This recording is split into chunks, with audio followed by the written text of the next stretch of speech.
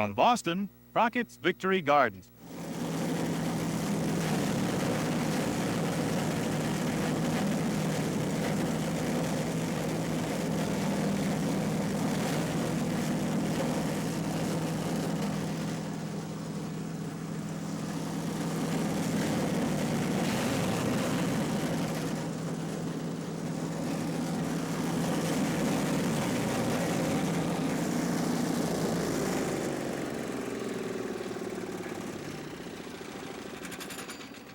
Welcome to Crockett's Victory Garden.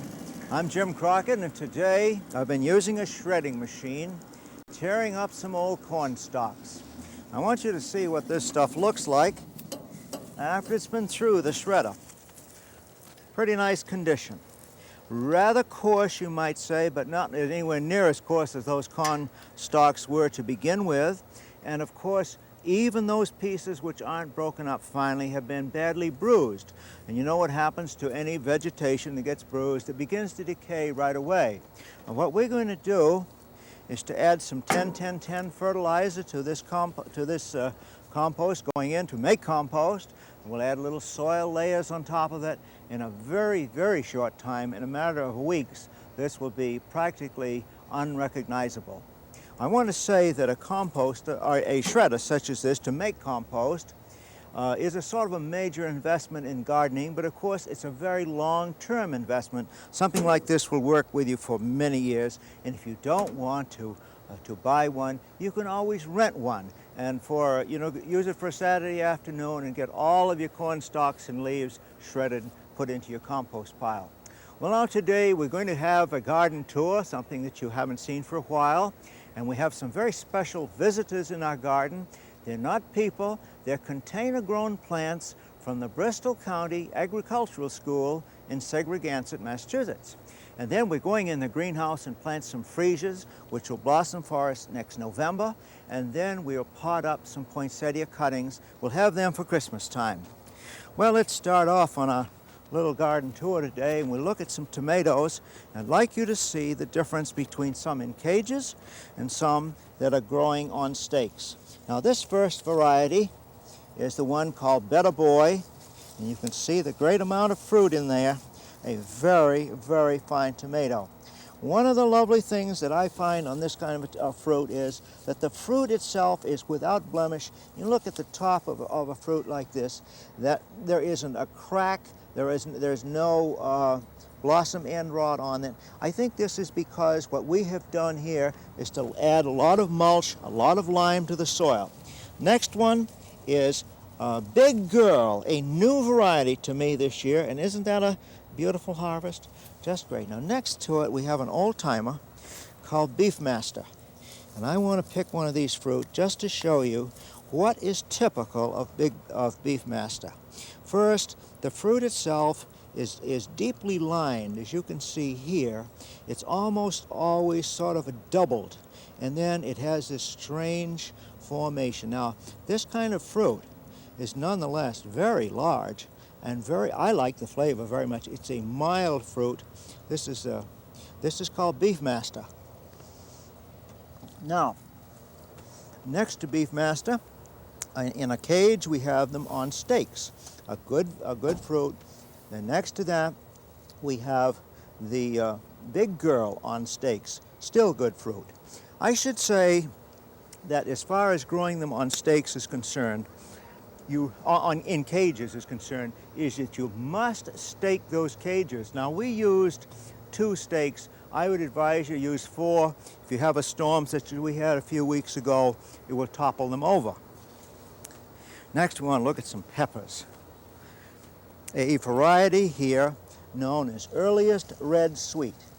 Now, all of the other peppers in our garden are still green, but this variety, Earliest Red Sweet, is just living up to its name.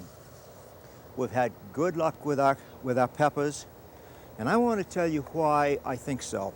I think that we do have good luck, and that is we put a lot of compost in the soil. Now, there was some cow manure, there's a lot of lime in the soil, a lot of peat moss, organic matter, but I firmly believe that the key has been compost. That's the gardener's best friend if ever there was one.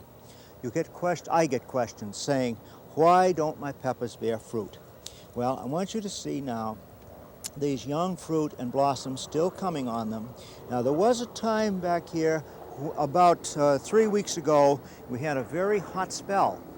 When that happened, the peppers would send out their flowers, and the flowers would fall right on the ground, and there was this gap. We had them early, we're having them late, but this is one of the reasons that peppers sometimes won't produce. But if you have a key ingredient, it's compost. And don't throw those leaves away this fall. Make them into something that will turn into beautiful vegetables in the fall. Now let's look to our corn. The first planting of corn is all gone by. We've harvested 5 varieties. And in this very spot, on this very piece of ground, we had harvested our first variety of corn. Now here's butter and sugar again. It's not as tall growing at this time of the year as it is later. The seasons are changing, the days are getting shorter. But you see the corn has its silk and it has its tassels. In about 2 weeks we'll be picking corn here, so we'll be sure to get this harvest before the frost comes. Last week I planted peas, and I want you to see what just 1 week's time will do. See the peas coming up out of the ground here. Now you notice that there are a lot of them coming up. I say don't be stingy when you plant peas. Put a lot of seeds in a broad trench. That's where you get a big harvest. You know, you'll get 2 or 3 or 4 pods from a vine. If you have 100 vines in here, then you'll get certainly a lot more than if you only had 25. So we'll go from peas on over to a particular cabbage plant. And this one I want to tell you a little story about. About 6 weeks ago, 5 or 6 weeks ago, we had a visitor from England by the name of Peter Seabrook, who runs a program on BBC similar to Crockett's Victory Garden. His is called Pebble Mill. And he said, I have a way of handling cabbages to get rid of that cabbage root maggot without using any insecticides. And he says, what I do is put down a piece of matting. And this is what we use. This is a piece of little square of indoor-outdoor carpeting that we found, sliced up the middle and slipped it right around that stem. Well, there has been no problem with any disease or insect here, but I want you to compare this plant with the one adjacent to it, which at the time of transplanting was exactly the same size. Both have had the same amount of fertilizer. Now there's something more to it than just keeping the insects away. I think that mat has helped to hold moisture, because underneath it I find a great proliferation of young white feeding roots. So we know that this is a good method, no insecticide needed at all. One of the things that Peter said was, you know, gardening can be a humbling experience. You think you have everything figured out, and then something comes along and clobbers you from the side. Well, that's a lot of gardeners this year have been clobbered as far as their squash is concerned. Now this is the annual type, the zucchinis. You see the young zucchinis forming right down in here. Well, what's been happening is this. That down at the base of the plant, way down here at the ground, the first indication the gardener usually gets is a little stuff that looks like sawdust, and then the whole thing turns brown and rots, and pretty soon the plant dies. Well, now what you can do if this happens to dig those out, try mounding some soil over what portion of the stem has not been killed. Sometimes you can save them.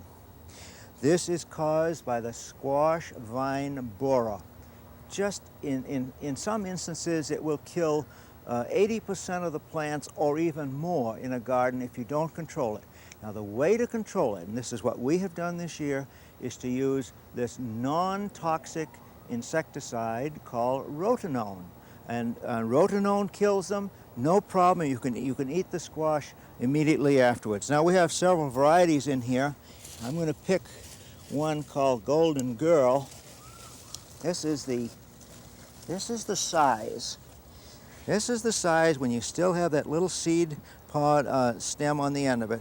When you pick a summer squash this size, you'll find it is so tender.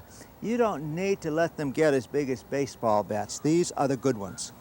Well, gardening is full of surprises, And there's never more of a surprise than when you dig potatoes. Well, we planted several varieties of potatoes in here early this spring. You know as well as I do what I'm going to find. I don't know. But I will tell you one thing. I've got questions from viewers that say, oh, my potato vines have all turned brown. What have I done wrong? Not a thing. This is an indication that the plant has matured its roots underneath the ground, so we just pull those out of the soil, cast them to one side. Now, when the potatoes are growing, we planted a potato right here in the middle, but that doesn't mean that all of the potatoes are here. The potatoes themselves go on little stolons. So there's maybe a potato out here, maybe way out to there on either side of this hill. If you want to dig your potatoes without spearing them, then dig over a little extra dirt. Start on the outside and see what you can do when you turn them over. Now you see here's one way out there. This is a white variety known as Superior. Not very large potatoes, but good clean ones. Nice size. Another nice one. Move over to this other hill.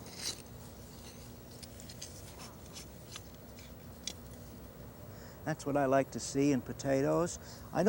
Frankly, I don't like those great big potatoes. This is the size which you can really use in the kitchen. Now I should say that there's no indication of scab on these because we planted these potatoes in acid soil.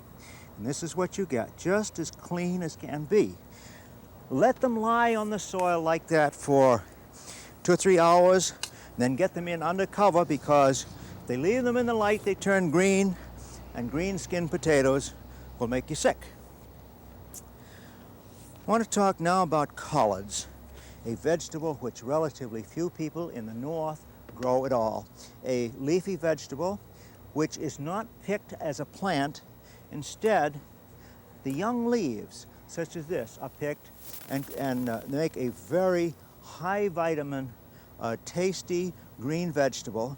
The plants live for many months, almost all winter long in parts of the south, but they can be grown any part of the country. Next, I want to talk about some beets, not from the point of view of how to grow them, but how to pick them. You can see in relation to my hand how small that beet is, and that's when it's tender. You can always buy the big tough ones, but you should grow them, pick them when they're young yourself. I have a strange carrot. I want you to be prepared for surprise, because it looks as though this carrot is kind of abbreviated, which indeed it is. This is a very special kind of carrot which is good for hard, stony soils. A long carrot would get twisted and malformed when it went through and hit rocks, but this one, there are many varieties of this type. This one happens to be called Parisian Rondo. We got the seeds in England, but you can get them in this country too, from other kinds that are short and stubby, good for a heavy clay soil or a rocky soil, just as tasty as can be. Now we want to talk about this section of the garden in which I have a number of herbs that are ready for harvesting. And there comes a trick in harvesting herbs. The most important one is to pick a nice sunny day such as this, after the dew has gone off the plants. Then reach down with your shears or with a knife and cut them off like this. This is basil. It's great fresh, it's great dried. Take a rubber band. Now, the reason I like to use a rubber band on this is because these are going to shrivel as they dry. And of course, the rubber band will contract as they dry, and the basil itself won't fall out. Now here we can hang this kind of a thing up in a dry, cool, shady place. In a few days, it'll be perfectly dry and still green.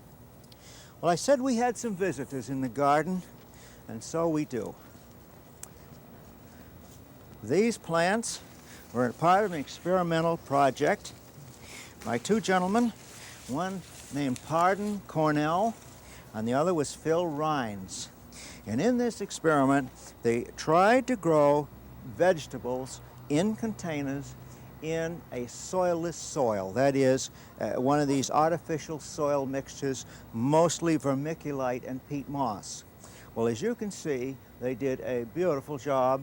Just look at this corn, way up higher than I can reach. This is a variety called Honey and Cream. Now these plants, this seed was sown on the 6th of June. It's been about 2.5 months. Let's just take a look at one of these ears here and see what we have. Now, to grow corn like this, oh, that's excellent corn. Isn't that beautiful? A nice ear of corn. Now, corn such as this, to get this good filling out of the ear, the pollination, they'd have to grow a number of these containers side by side so that the pollen would fall on the silks and fertilize the ears. Now let me say that these plants and all of the container grown plants need to be staked. Another thing is, because they're in containers, they dry out very quickly. They have to water them at least once, sometimes twice a day in hot weather. And to keep growth like this coming on all season, they have been feeding these plants with a 20-20-20 fertilizer, 1 ounce to 4 gallons of water once a week. Works very nicely. Well, let's just take a quick look at some of the other plants that have been growing here. This is the kind of a gut plate. If you don't have a garden, a space for garden, you could grow them on blacktop, just as we have here. These were grown, by the way, on a sheet of black plastic laid on the ground so that they wouldn't root into the soil. Lima beans. Now you can't beat those. Those are very nice. Excellent lima beans, just nearly ready for harvest. And we have several different kinds of herbs. Now this one is coriander. Now coriander is grown for its seeds, and there's a good production of seeds here on the top of this plant. Very lovely. Next to it we have dill, also in seed, and some sweet marjoram. This is one of my favorite plants for growing in containers. It's peppers. Now you've seen today, you saw the sweet peppers. This is one of the hot peppers. This one is called red cherry. And this is what they look like. Just as hot as a firecracker, and take my word for it. This is a hot pepper, but you can grow these in a container just as well as you can grow them in the open garden. Well, we have a number of other things here. This is parsley. This is not the curled type, but the Italian flat-leaved parsley. The better flavor, I believe, than the curly one. You see, they've been picking it down here. This is parsley. You might not recognize it as such. And we have a really beautiful plant of celery. Now, in order to blanch something like this, we'll probably take a piece of tar paper and wrap around like this to keep the sunlight out. That will drive the green out of the stems and make them tender. Well, let's go over here. We have I want to show you this tomato plant. Look at this. Tomatoes. I'm going to pick one of these and hope they don't mind down at the Bristol County Agricultural School, but that's a pretty nice tomato, isn't it? A very nice one, grown here on a stake in a container, a 5-gallon container at that place, in a soilless mix. Next to it here, we have Brussels sprouts. Just look at the Brussels sprouts coming on that plant, which shows that you don't need a 10-acre lot. You can still grow vegetables in a container without too much trouble. Another related crop to that is cabbage.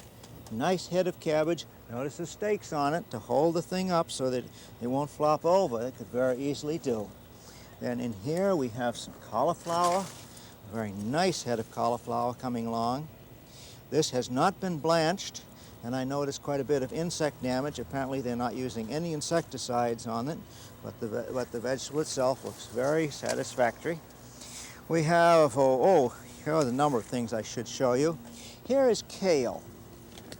Kale is a delicious vegetable, somewhat similar to collards. You pick the greens, extremely hardy. I've seen kale that still could be picked when there was snow on the ground. Very nice. Endive. Can't beat that. Here we have kohlrabi. Lovely kohlrabi. That's big enough to pick, or maybe a little bit too large. In here we have Swiss chard. Now this certainly, you couldn't ask for a nicer looking Swiss chard than that. Tender, beautiful, dark green, rich foliage, very nice. Beets. Again, now these beets are grown in a 3-gallon container. You can see what their beets look like, the time to get them, and you can grow them right here in a container. Well, just about running out of time in this section of the garden, so let's go in the greenhouse and we're going to plant some freesias. Now on the way in to the greenhouse, there's one plant that I would like you to take a look at, and that is the tuberous-rooted begonia. Now the tuberous-rooted begonia comes in just about every color except blue. And there's many shades of pink and yellow and orange and dark, dark red. It's a plant which starts from a thick root, which gives it its name, tuberous-rooted, started around the 1st of March. Now this plant has been growing all along, been blossoming for a number of months.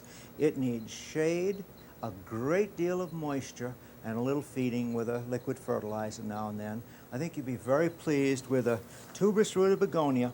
Not easy to grow in Kansas, but somewhere along by the coast, either east or the west coast, they do very well.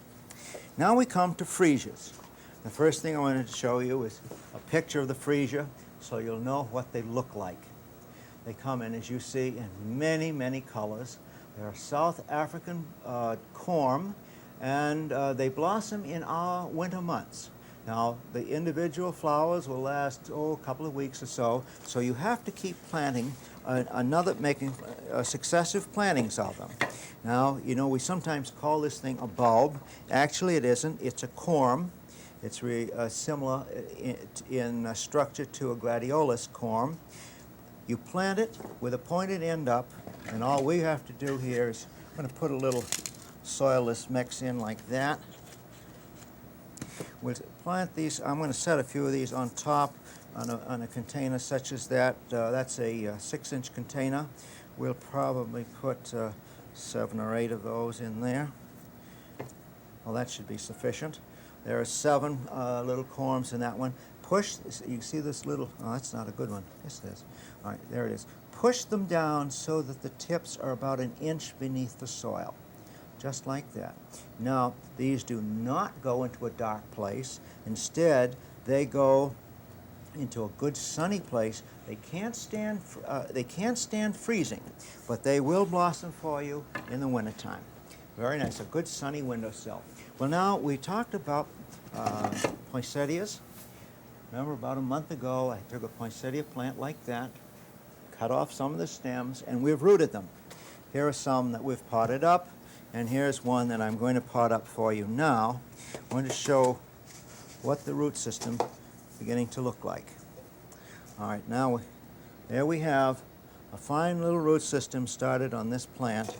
We'll put it right back here into a small pot, again, of potting soil. A plant like this should be given 1 drink of water and then kept somewhat on the dry side, the soil barely moist. But several times a day, when they're at this critical stage, you should mist the foliage so that they won't wilt. Otherwise, they'll wilt very badly. But you see, we have them started.